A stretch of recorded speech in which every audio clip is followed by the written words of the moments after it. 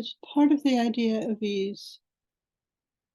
I'm learning that that is something that a lot of people have trouble with. When I suggest that hard work might not be the answer to all the world, everything that you want to get done and who you want to be, people get angry at me. And I can see it.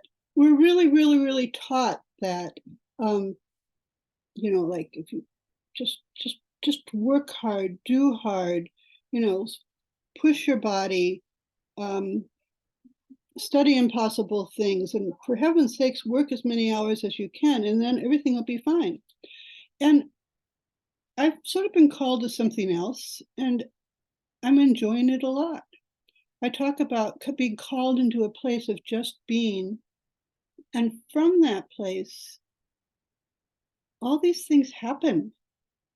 And I call it a place of ease, or I keep wanting to offer a course called How to Be Lazy. It doesn't mean that you don't stay up late. It doesn't mean that you don't put a lot of hours in, but there's a place where what you're doing is from a place of like joy and commitment and where it is. And think about it a little bit. When there's been a project that you've really, really, really, really worried about and not wanted to do, or something you wanted to try and I don't know, but once you sort of flip into that place of deciding you're going to do it, it's sort of like, that was easy. I'm guessing I'm not the only person that's ever had that experience, and multiple experiences like that. But when you can invite yourself back into a place of just doing what you should be doing right now, which right now is talking to you, um, the present moment is pretty much always easy because there's no other choices. There's no other choice right for me right now except talking to you. Whatever made you decide to listen to this, it just was. It's all the conversations around the hard and the must and the have tos and the other pieces that just, I think, get in our way. So there's a way of living in the world where just as much happens and maybe even more happens that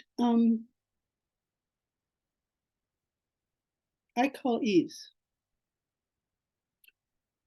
I had something happen the other day that is sort of a life-changing kind of peace that was just worried about how things were going and what was going to happen with what we were doing. And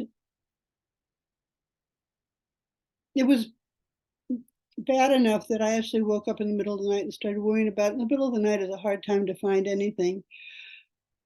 But I decided just to go with it. I just went with it. And by morning came up with a plan Q or something that will get me through sort of the initial disruption. And it's been ease ever since.